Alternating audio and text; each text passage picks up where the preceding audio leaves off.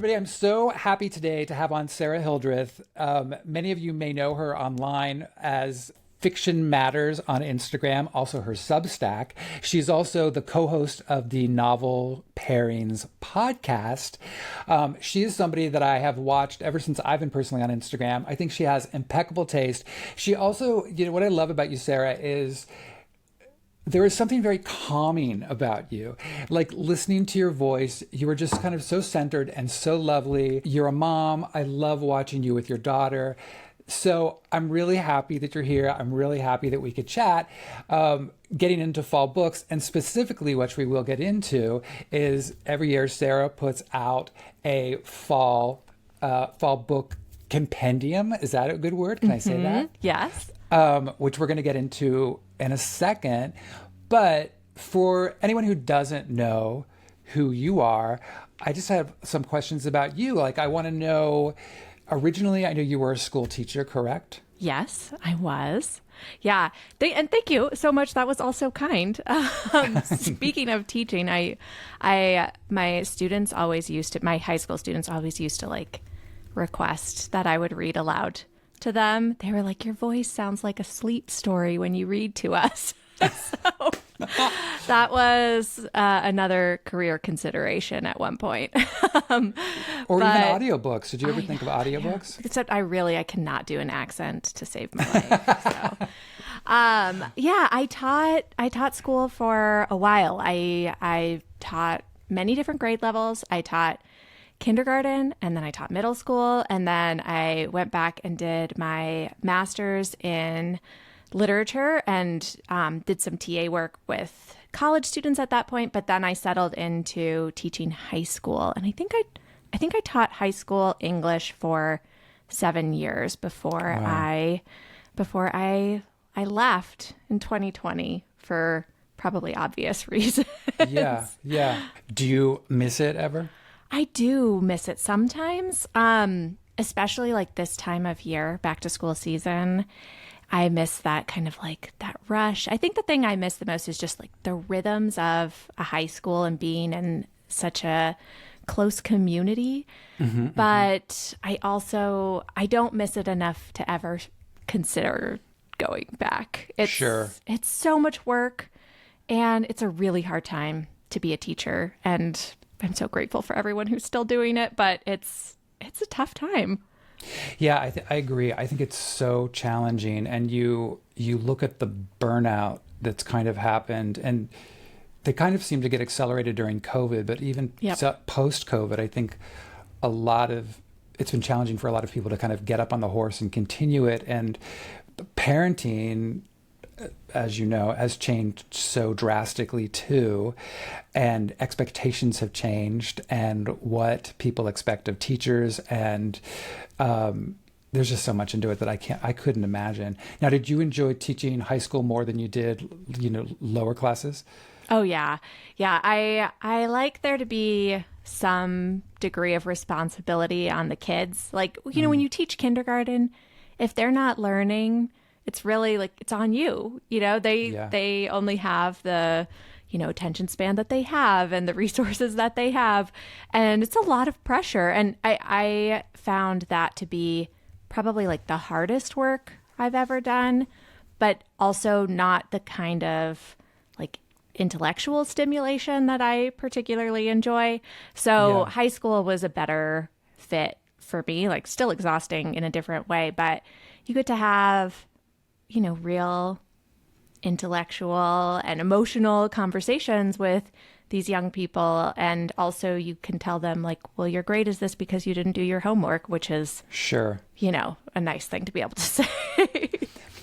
How much, I'm so curious, when you were teaching, how much leeway did you have in terms of picking the books, say, that kids were going to read? Or was it a very set, like, this is what you're teaching?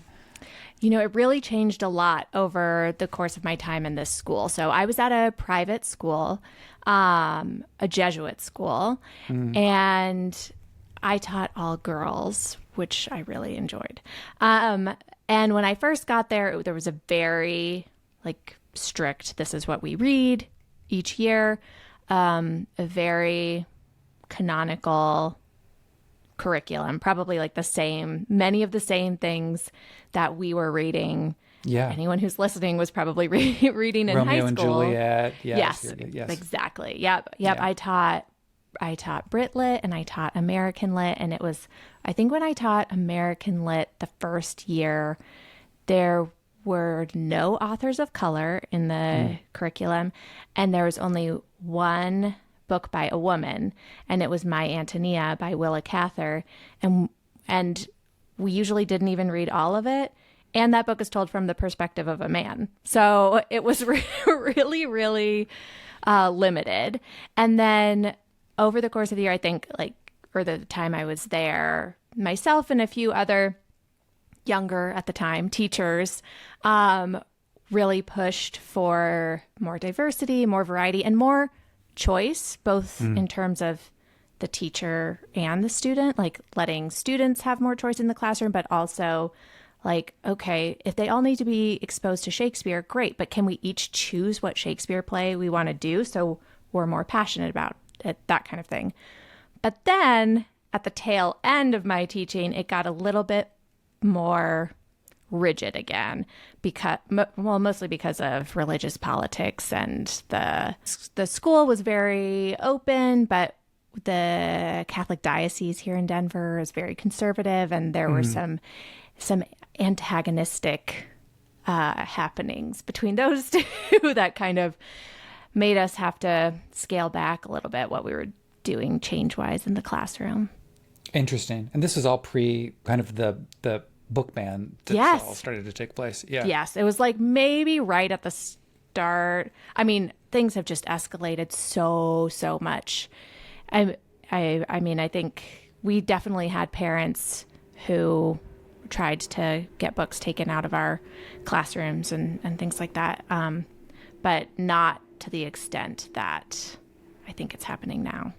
So, oh my God. But it's all gradual, and then all of a sudden there's this tipping point and it's everywhere. Yeah. It's like the lobster in the pot. With exactly. The heat turned up. And you don't know, you're not aware that it's happening until it's too late. Yeah. My biggest piece of advice I like to say on that, just whenever I have the opportunity, is if your kids are in school and you love to see diversity in the classroom in terms of the book selection and that's just really important to you, please say something to your school board, principals, English teachers, because we usually only hear from the parents who are like, don't want certain books in the classroom. And if you're like, I really value this, say something. It really goes a long way. It's great advice because it's so true. My son's in college now, but my daughter is a senior. But I would always ask them in high school to see the curriculum when they got it, because I just wanted to see the kind of books that they were focusing on. And so it was interesting, even with my daughter this year, her summer reading was Slouching Towards Bethlehem. So I was so excited. I was so excited to see that. And I know she was kind of like, I don't even know. And I was like, trust me, it's cool. Trust me, you want this. And so all of that's kind of been exciting for me to kind of watch. And they are picking much more interesting things. Like my son did Zadie Smith, and all of these things wouldn't have previously happened. I feel like we just got stuck with a bunch of very dry Melba Toast tomes. We did. We really did.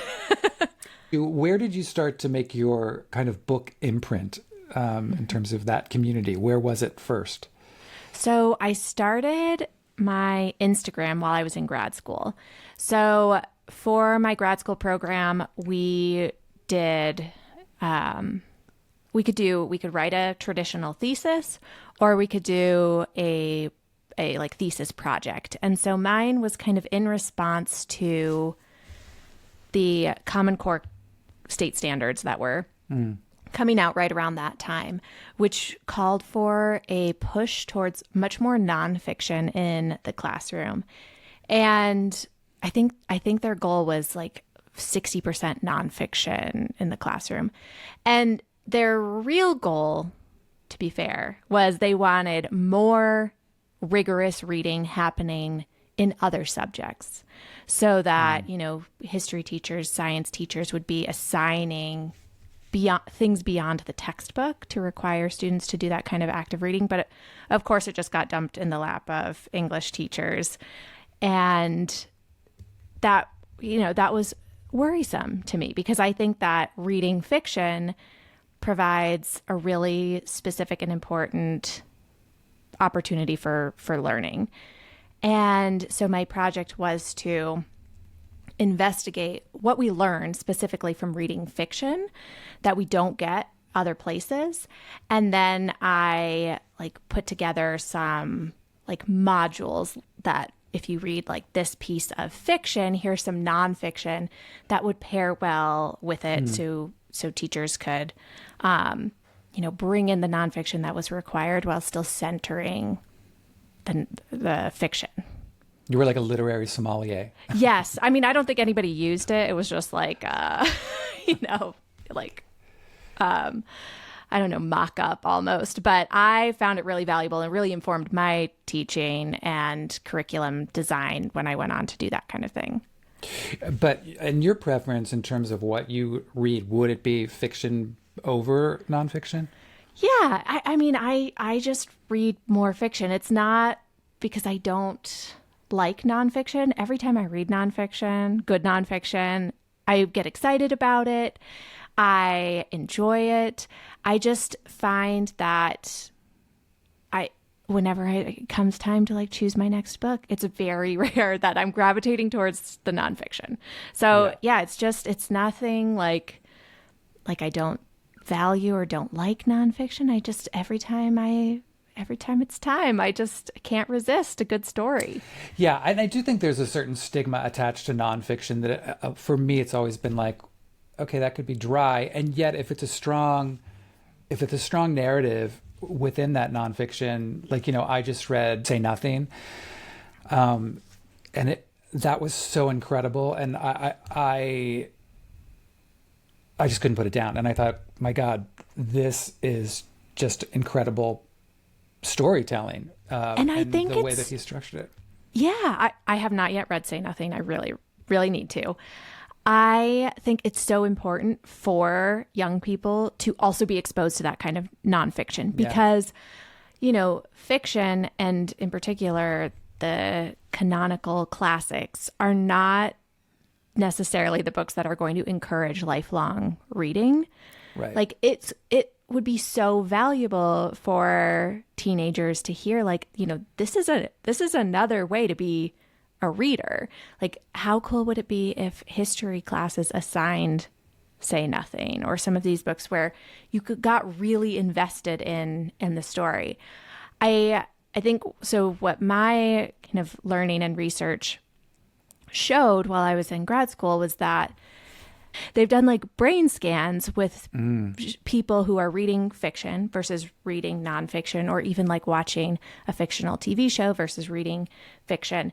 And in the act of reading fiction, we just our brains are required to do more imagining and empathizing.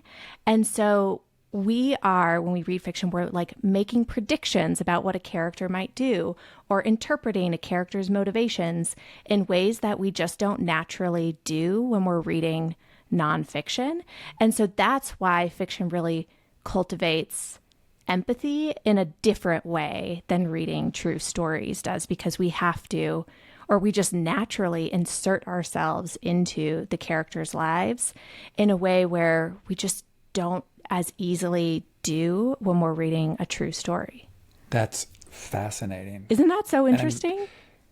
And I'm thinking about it with my own reading, because that's 100% true. I mean, just the whole idea of investment into a character and the situations that they're in and feeling for them, and that's crazy. Yeah. That's crazy. Yeah, and it's, it's not to say that we couldn't or shouldn't also be exercising that empathy muscle when we read nonfiction or when we read news stories. It's just the way our brains kind of naturally enter the fictional space, where it doesn't happen as readily with those true stories. So crazy. Yeah, I find it to be true for myself too. I don't know if it's a positive thing about humans, that we like empathize more with fictional characters than with real people. Yeah, no, I get it. But it's that bridge. Sure. Are you someone who generates your reading more backlist than frontlist, or do you really try to shake it up? I try to shake it up. I'm rethinking how I do things at this moment that we're talking because I was in a little bit of a crisis as I was like preparing some of my guides and things this year. But I have always liked to have a mix. I think I probably like read more front list than I would otherwise because I get sent the books. Yeah. If it weren't for that, I would probably almost exclusively read backlist. I prefer a paperback. I like books that have stood the test of time, even if it's just a few years, like the fact that I'm still wanting to read it or thinking about it. But I've kind of in previous years kind of constructed my content that I put out so that I have times where I get to focus on backlist and I have times where I get to focus on new books. So I put out a summer reading guide every year, but it's all paperback books. Oh, wow. And so I read a lot of backlist in preparation for putting that together. And then historically, my fall guide has been all new releases. And so I like plan that into my that's cool. reading schedule. So it's like, okay, this is going to be my time where I really read all new books. Though this year I did put some backlist on my fall compendium too. Has being a parent changed your reading at all, or changed the way you interpret certain things, or do things sit differently with you now? Oh yeah, I think definitely. And oh, there's your little dog. There's my dog. I was hoping he would just stay down. Ben is awake. Oh, he's so cute. I in ways I like didn't totally expect.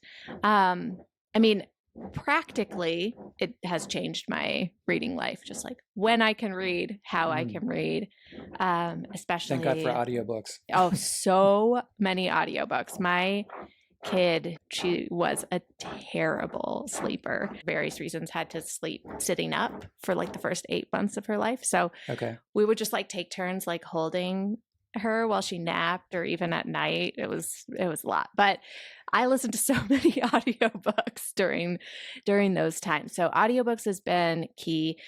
But then in terms of like the types of things that affect me, it surprised me. I don't read a ton of mysteries and thrillers anyways, but like child endangerment doesn't necessarily like get me all that much worse than I thought it would. But when characters are lonely, it like breaks my heart. I just like can't handle hearing descriptions of loneliness. And then I just think about Louise and I'm like, oh, I never want her to feel lonely, but of course she will one day. Right. Yeah, I don't know how you avoid it. I felt like someone had pulled off a Band-Aid I didn't even know was there. And suddenly I had all of this kind of emotional stuff that became very readily available, whether I wanted it to be or not. Oh, that's such a good way to describe it. And so I was kind of like reacting to things. For me, anything that had any kind of violence of any sort, I was suddenly very aware of. And it really kind of wigged me out. Yeah, so it's like things that you were once able to just sort of intellectualize all of a sudden become much more visceral and emotional. Yeah, no, absolutely. Absolutely. Do you find that your book taste has changed over the years? A little. I mean, I think that, I used to be a huge snob. I mean, a huge book snob. Like I would only read, very well reviewed books or classics. Highbrow literary fiction. Yes. And that is still my taste. Like, like after a long journey, I've come back to, yes, those are the type of books that I actually genuinely often prefer. Yeah. But I love love reading more genre fiction now. I I I like, thinking about genre and how it evolves and how different authors experiment and play with it. So I think I read much more widely now. But one time somebody told me, this is somebody who's in my Patreon book club. She said, I don't I don't always like the books you recommend, but they always make me think. And I feel like that is like, as an English teacher, I took that as such a compliment. Right. I was like, You're like, yes. my work here is done. Yeah. And I really like picking up books that I find interesting and challenging. I just am not often somebody who's looking for a book that I'm just like, oh, I'm like swooning over this book. That's just not necessarily how I read. And so, yeah, I tend to like books that, again, are intellectually stimulating. I love feeling deeply for characters and all of that, but I'm not like a person who's like, oh, a 5-star book is a book I want to hug at the end of it. Yeah, no, I understand. It's funny because I realized over the years that some of what I respond to in a book is if I have an emotional reaction to it, and if I'm finding myself emotionally connected to a book, then I'm like, that's what resonates for me. I have learned enough now, and especially being on kind of Bookstagram and listening to other people like you and many other people as we kind of discuss books, I can appreciate a book and I can see kind of what's going on here and structurally what's taking place, and I can marvel at that. And there's many things that I'll read and think, wow, that was incredibly well structured. I had no kind of connection to it. Mm-hmm. So it's interesting finding what resonates with me. I've also started to go back just this year and think, what are the books that are still sitting with me as we're coming to the end of the year, Yeah. and probably those are the books that will be my best of the year because they are still the books I'm thinking about. Because, like you read a lot, I read a lot, and there's a lot you go through. And if you asked me 4 months later, the details of that book, I would give you broad strokes, but that's about it. Yeah. But there's other things that affect me so emotionally that I could pinpoint where I was at certain points reading that book at the time. And that's what really kind of brings me back and says, wow, this is pretty powerful stuff. Yeah. So. Yeah, that makes total sense. And I think it's a really good place to be as a reader, to be able to appreciate books that aren't as resonant for us, but to still know what resonates with us. Like, it's nice to have that balance. And sometimes I think, as somebody who gets to read a lot of books in the year, sometimes I'm reading a book because I want to, get swept away and feel that emotional connection. And sometimes I'm reading a book because I'm interested in how this author is going to handle a theme. Like, it's not because I think this is going to be a favorite book. It's just, oh, I like books that deal with this theme. I'm curious how this author is going to handle it. Or with our podcast, Novel Pairings, we pair contemporary books with the classics we read. So sometimes I'm like looking for, oh, this book feels like it might be influenced by The Great Gatsby, so I'm going to read it to note those connections. So I just think when reading is part of your job and when you get to read a ton of books, there might be different reasons for starting various books, not just to find a book you love, which is another great reason, of course, to pick up any book.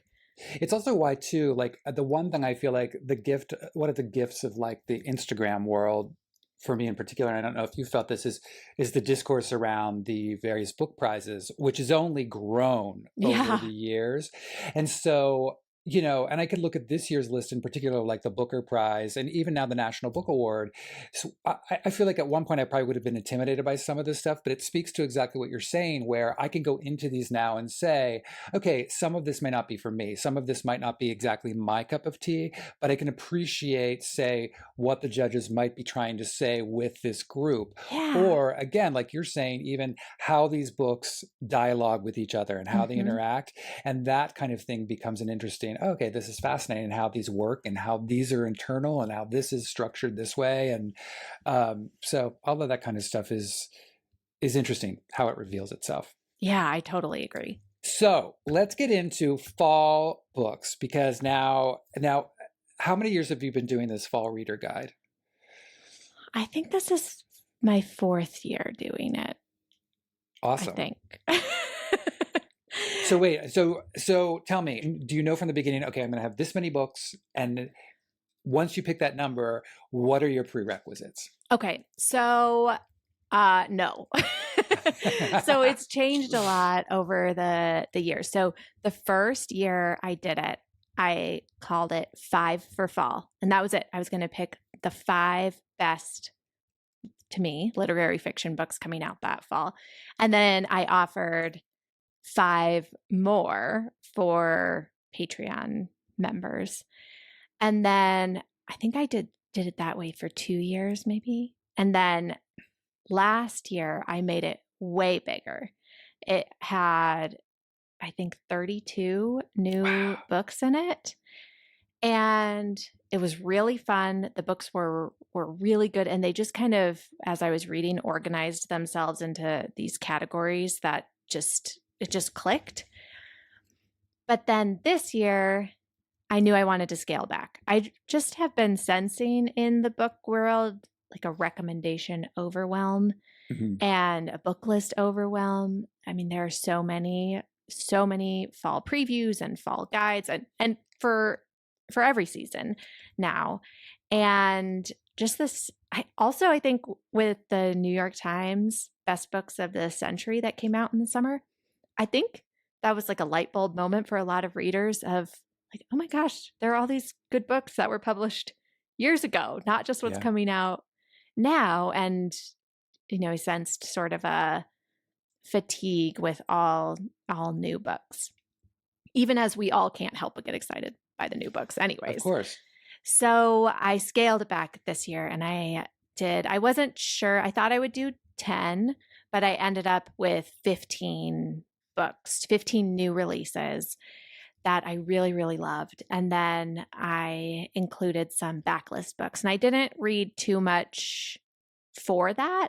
I read a couple of things and mostly pulled from books that I'd read previously or books that I had vetted for my summer reading guide previously and thought they were too dark for summer. So I had a whole category in my fall compendium that's too dark for summer. And yeah, that's how I put it together. So it felt like a good number. Like 15 gives, I think, almost any reader will find something from that bunch, but it's not overwhelming. I think sometimes too, as somebody who shares a lot of book recommendations, I feel sometimes like I'm on this treadmill of like, I read it and I recommend it and I read it and I recommend it. And I want to like circle back sometimes and be like, oh, this book that I talked about 3 months ago, it's still good and you can still read it. So I didn't want to overdo it this year. Okay. And then how do you, like, at what point do you start to say, all right, I'm starting to read for the fall, and then I'm going to do, and I know you do like a, I can say like a media blackout. You don't tell anybody what those books are. So you're just reading these things. Yeah. So when do you start? That starts usually in July. So my my paperback summer reading guide comes out in May, and I kind of give myself mid-May through June to just kind of read whatever I feel like reading. But then in July, I start reading for the fall. And I usually start with some of the buzzy books because I like to vet the things that are going to get a lot of attention and kind of put my personal stamp on what I think is worth the hype. And those are easier to get that early. The galleys are already out, or they're available on NetGalley, and they're just easier to get that way. And July is also when I start contacting, or even June is when I start getting in touch with some small presses, because that's been an increased focus of mine, is to vet and feature books from independent publishers, so outside of the big five. And I learned early on, like the first year I did this, that those galleys can be harder to get, that you have to request early, that they don't print that many. Yeah.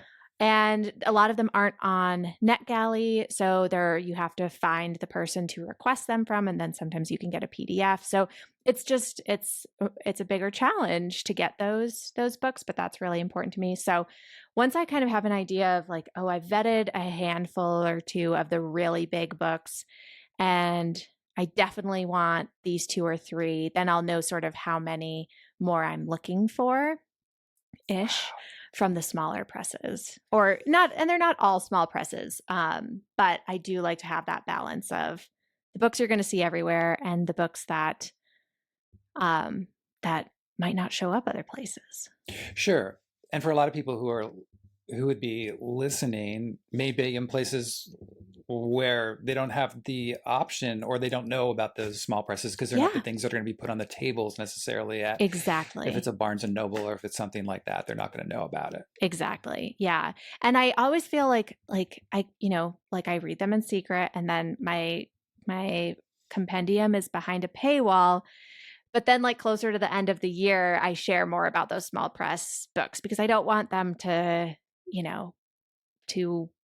not see the light of day. Because I want more people to pick them up.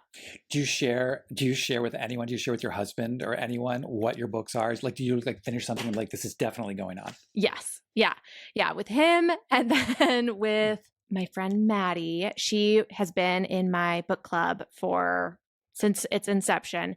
And then when I had Louise, she kind of volunteered to launch the Zoom meetings and stuff if I couldn't be there on time. And now I get to pay her, because I make enough income where I can, pay her for her hours each month. That's so great. She gets to see what's on the guide this year. But this year she had a super busy end of summer and early fall. So she I think opened the guide at the very end and was like, oh, but it was nice to get her reaction before I put it out, to hear like, oh yeah, I am surprised by these books, or I haven't heard of this other places. Cause she follows all of the guides. So she's got her ear to the ground about what else is happening in the book sphere. Yeah. Okay. So I'm not clearly, because, I'm not going to ask you to give it up, but is there anything you can say about anything on there? And then I'll have another follow after that. Yeah. Yeah. So okay. So there are 15 books. I should have counted how many are from independent publishers, but there are quite a few this year. And there's some really, really, I think this year, we've seen a lot of books that are dealing with money and class in really interesting ways. So I have a lot of books that are doing that. Some like buzzy ones, like I will tell you that Colored Television is one of my books on this list. Have you read it? Oh my God, I'm reading it right now, and it's like, God, it's so good. It's so good. Oh, and you're in LA, and does it feel like she's literally talking about. She's describing neighborhoods that I know. Do you know what I mean? I like, there should be a Colored Television tour, because all of these places, I'm like, I know all these places. I know everything she's talking about. It's so right on. I like, down to schools, everything. She's so cool. She's skewering it so brilliantly and beautifully. It's just so smart and so good. Yeah, she's so smart. This was my kind of year of Danzy Senna. I hadn't read her before, but this year I read New People and Caucasia, and then Colored Television. And it's just, she's awesome. And I feel like she's just getting sharper with each book. So there are some other books that deal with those sorts of things, some bigger ones and some from small presses. There's one I really love that's like set in the Midwest in the 1980s that's exploring like the lives of this more rural family. And there's another one that's set more in like early 2000s and dealing with like that kind of economic shift. So really interesting things. I have a very like weird and creepy gothic book in translation on the list that I love. That it's from a super small press and was such a cool find. Definitely some books dealing with women's experiences and mental health in interesting ways. So I definitely found there are, within the 15, like a lot of books that could easily be like, oh, read this as a bundle. It would make for a really interesting experience. Okay, so separate from your guide, have you read anything recently that you just loved? Ooh, okay. So, well, right now I'm reading Tell Me Everything by Elizabeth Strout. I did not vet it for the guide since it's, part of this epic Elizabeth Strout universe. And I thought of it and her when you asked about how like being a parent has changed my reading, because just her books about these very small, quiet lives and the heartbreaks and lonelinesses of everyday people, like that book has made me like teary multiple times, and nothing even like tragic has happened. Just the like pain of being a human. I'm also amazed by her that she does so much with so little. I mean, and even it's like her word count, even like just looking at it technically, what she can convey with so few words. It's incredible to me. I haven't read it yet. I mean, I just got it and I'm so excited to read it, but I haven't read it yet. But it's absolutely one I'm going to be reading soon. Yeah, she's amazing. And I mean, she gives like, there are all these tiny details in her books, and she's just kind of like telling you a story and you're like, how is this so magical? I don't understand the way you put words together that makes me feel this way. I think her books are a great example of that kind of like the way fiction can evoke these emotions in us. Sure. Like if I heard some of these stories just told to me from a real person, I probably wouldn't care. I don't know, but that's terrible. Right. You'd be like, check these. Yeah. This has been great. I have to go. Yeah. But when she tells me, I'm like, oh, these people, I care so much about all of them. That is great. And then I'm venturing more into backlist. I'm currently reading As Meat Loves Salt by Maria McCann. I don't know this. It is so good and eerie. It was on Marlon James, his like ballot for the New York Times best books of the 21st century. I don't think it made the list, but it was, one of his top 10. And I was like, I've never heard of it before. It opens with a like a little fable that's kind of King Lear, like where a king asks his daughters, how much do you love me? And one is like, I love you like gems and all the riches, and his youngest daughter says, I love you as meat loves salt. And he was like so offended that he banishes her from the kingdom. And then like years later, he's like lost his kingdom and his riches, and he's like sitting at this table and he eats a bite of meat that has no salt, and it like is nothing. He realizes. And he's like, oh, she was telling me like so clearly how much she loved me with that phrase. So, but the book is about starts with that, and then it's about this man named Jacob who set in 17th century England, and he's a servant, and he is involved in like politics that could get him into trouble. He also has like done some things that aren't great, and it's going to become, I think I'm just getting there, like a tale of romantic obsession. And it's quite dark, but it's really, really good so far. That sounds amazing. Yeah. I'll keep you posted. Okay, keep me posted. Well, this has been awesome. I so appreciate, again, your presence, your knowledge, your enthusiasm for books. It's so infectious and so lovely to hear you talk. For those of you who are interested in this fall reader's guide, you can go to Fiction Matters. You're on Substack, correct? Yep. FictionMatters.substack.com. And you could find it there. So definitely check that out. And I will have that all linked below for you to make a quick entrance to that world.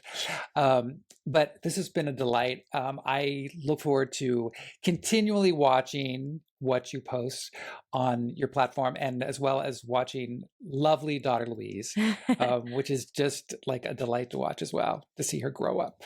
Oh, thank you so much, Brett. Thank you for having me on. This was really, really fun to actually get to talk with you about books. We've never actually chatted like this. I know.